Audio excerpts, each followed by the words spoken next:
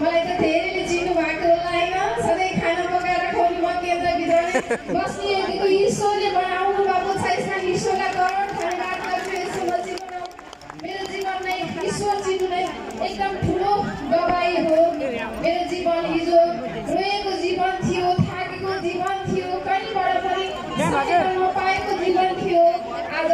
ईश्वर चिनेर आज सबैबाट सहायता पाउने योग्यको ईश्वरले बनाउनु भएको छ यसमा ईश्वरलाई करोड धन्यवाद गर्छु यसो मसीहको नाममा मेरो शरीरमा पनि धेरै बिमारी थियो जब रोमिलाको 10 अंगीकार गरे ग्रहण गरे त्यो दिनबाट बिमारी भन्यो भने सबै फलाचङ्ग ईश्वरले बनाउनु भयो यसमा ईश्वरलाई करोड धन्यवाद गर्छु यसो मसीहको नाममा ईश्वर त चिने ईश्वर चिनेसी यति ठुलो ठुलो हालतहरू आयो तर त्यो हालतसँग पनि म डराइन हर समय हाम्रो म्याम हजुर सर हजुरले सिकाइरहनु भएको छ नडराऊ जब हालत आउँछ त हालत पछि ठुलो महिमा देखिन्छ यसमा ईश्वरलाई धन्यवाद गर्छु यसो मसीहको नाममा मैले मेरो श्रीमानकै गवाई भन्न चाहे होइन मेरो श्रीमान पनि अर्को दोस्रोवाला चिजले यसरी चलाएको थियो कि उहाँले कसैलाई नकुटिकन कसैलाई झगडा नगरिकन उहाँलाई दिन जान्थेन रात जान्थेन उसको श्रीमती हुन कति गाह्रो थियो कति समस्या थियो आज ईश्वर चिनेर सबैले कुटेर आउने आफू पनि कुटाइ खाएर आउनुहुन्थ्यो त्यतिखेर कता हामीलाई नि कुट्ने हो हामीलाई नि मार्ने हो भनेर पटक पटक मरेको दिन थियो आज त्यही दिनलाई त्यही श्रीमानलाई चुनेर आज ईश्वरले एउटा सियो देखेर पनि डराउने योग्यको ईश्वरले बनाउनु भएको छ ईश्वरलाई धन्यवाद यसो मसीहको नाममा मैले फेरि उहाँकै गवाई भन्न चाहेन उहाँको गवाई 75 सालको गवाई हो उहाँले आफैले चलाएको गाडी 250 मिटर तल खस्दाखेरि पनि गाडी फुटबल जस्तो भएको थियो तर ईश्वरले उहाँलाई यति स्क्रैच पनि नलागिकन जीवित बनाउनु भयो यति महान ईश्वरको गवाई देखेर सानोतिनो हालत आयो भने हामी नडराउँ किनकि त्यो समयमा मेरो श्रीमानलाई शैतानी तत्त्व लान खोजेको थियो तर मैले सधैँ बिहानमा प्रार्थना माग्थेँ ईश्वर जहाँ जानुहुन्छ उहाँलाई स्वर्गदूत खडा गर्नु आज त्यही स्वर्गदूतले मेरो सिन्दुर बचाउनु भएको छ यसलाई ईश्वरलाई धन्यवाद गर्छु यसो मनाउनु त्यसै गरी मेरो छोरीको गवाई छोटकरीमा भन्न चाहे होइन धेरै आमाहरू छौँ धेरै बच्चाहरूको चिन्ता कति बच्चाहरूले छोडेर आज ईश्वरको महिमामा आएका छौँ होइन मेरो नानीको 1 वर्षदेखि अगाडिको गवाई हो मेरो नानी खेल्दै गर्दाखेरि लडेपछि टाउकोमा चोट लागेछ के भयो त ईश्वर जान्नुहुन्छ 6-7 घण्टासम्म त्यो नानी होसमा आएन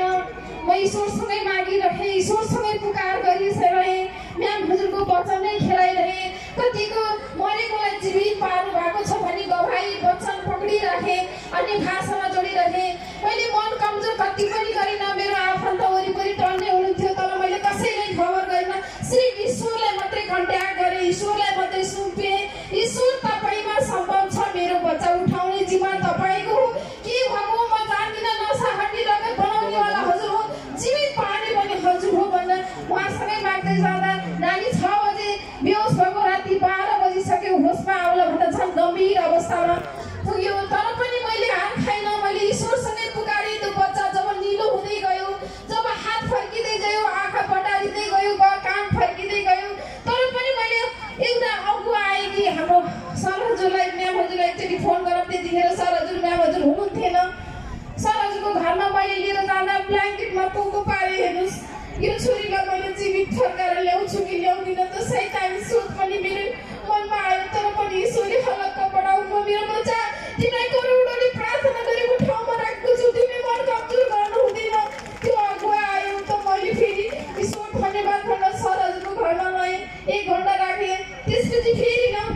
नानीको अवस्था त्यस्तै भयो जब 12 बजी मैले सर हजुरलाई फोन गरेँ त्यसै हाम्रो अग्रज हजुर त्यसै महान भनेको होइन त्यसैमा हाम्रो लागि हर समय आफ्नो दुधे बच्चा नबनिकन आज हाम्रो लागि खटिनुहुने अझै पनि उच्च सम्मानले जोडताले सम्मान गर्छु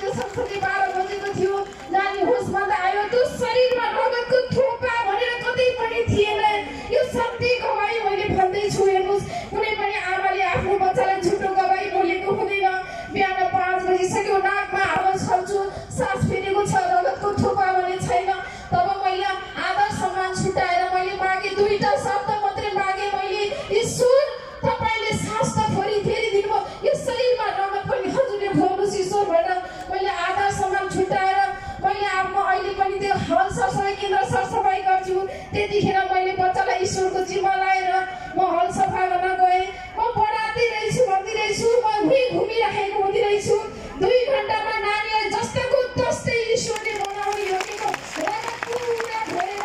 ल्याउने योग्यको ईश्वरले बनाउनु भयो। यो गवाई मैले यसरी भन्न चाहन्छु कि यस्तो समस्या आएर कसैले हस्पिटल नजानु भन्न खोजेको होइन, तर हस्पिटल पनि जानु, तर मन कमजोर कति पनि नगर्नुहोस्, ईश्वरमा जिम्मा लाउनुहोस्। आज मेरो बच्चा जीवित पारेर मलाई दिनुभयो भने हजुरहरूको बच्चा पनि कुनै त्यस्तो नआओस्, आइहाल्यो भने मन कमजोर कति पनि नगर्नु होला। यसमा ईश्वरलाई धन्यवाद गर्छु। यस मसिनामा एउटा मात्रै मैले केन्द्रमा बसेको भएर एउटा ठुलो गवाई जोड्न चाहेँ होइन। थोरै समय मेरो केन्द्रमा चितवनबाट आउनु भएको गवाई यति ठुलो गवाई कि 6 महिनासम्म उहाँको क्यान्सर भएको त 6 वर्ष नै भइसकेको रहेछ, तर क्यान्सर हस्पिटलमा राख्नु भएको। पुरा हस्पिटलमा राख्दा शरीरभरि किरा स्याउ किरा लिएर आउनु भएको। जब युट्युबबाट वचन सुन्नु भएको रहेछ कि म त्यो ठाउँमा आएछ हरेक बिमारी सर्छ हुँदो रहेछ, तब डाक्टरले तपाईँ मर्छ, तेरो मान्छे मर्छ, लिएर जा, अब जति उपचार गर्नुभयो अब उपचार छैन भनेर त्यहाँबाट निकाल्दा उहाँले भन्नुहुन्छ उहाँको परिवारलाई मेरो अन्तिम इच्छा सच्चाइ केन्द्र लिएर गइदिए, म मरे पनि त्यही मर्छु, बाँचे पनि त्यही मर्छु भनेर स्याउ किरा बोकेर आउनु भएको थियो। हेर्नुहोस्, राति सोमबारको 10 बजे बेलुका आउनु भएको थियो। त्यो किरा अनि सरहजुरलाई मैले फोन गरेँ, सरहजुरले यस्तो बिरामी आउनु भएको छ भन्दा सरहजुरले मोबाइलबाट चङ्गाइ गर्न मैले त्यो ठाउँमा किरा देखेर म 2 मिनेट पनि उभिन सकिनँ। त्यो मान्छेलाई कति गाह्रो भएको होला, हेर्नु त कति पीडा भएको होला। जब सरहजुरले चङ्गाइ गरेर उहाँ होटेलमा जानुभयो त भोलि शिक्षा हुन्छ, मङ्गलबारमा आउनु सरहजुर भनेर मैले पठाएँ। तब बिहान 10 बजे आउँदाखेरि पुरा किरा झरेर खाँदा बस्ने ईश्वरले बनाउनु भयो। हेर्नु त आज कति महान ईश्वर पाएको छौँ। आज यति ठाउँमा आउनु भएको छैन, उहाँको चेला ईश्वरले दिनुहुने छैन। यति महान ईश्वर आज हस्पिटलले गर्न नसकेको आज ईश्वरले एक चङ्गाइमा गरेर देखाउनु भयो। यति महान ईश्वर हामीले पाएका छौँ। यसमा ईश्वरलाई करोड धन्यवाद गर्छु। यसो मसीको नाममा उहाँ अहिले जीवित भएर ईश्वरको महिमा गरेर हिँडिरहेको ईश्वरले बनाउनु भएको छ। मलाई फोन गरिराख्नुहुन्छ, कुनै दिन उहाँ आएर म आफै गवाई पनि भन्छु भन्नुभएको छ होइन। यसमा ईश्वरलाई करोड धन्यवाद गर्छु। यसो मसीको नाममा टाइम धेरै गइसक्यो होइन। ठुला ईश्वरले दिनुभएको गवाई, यही गवाईले हजुरहरूको जीवनमा पनि दबाई भइसक्यो भन्दै म यहाँबाट बिदा हुन चाहन्छु।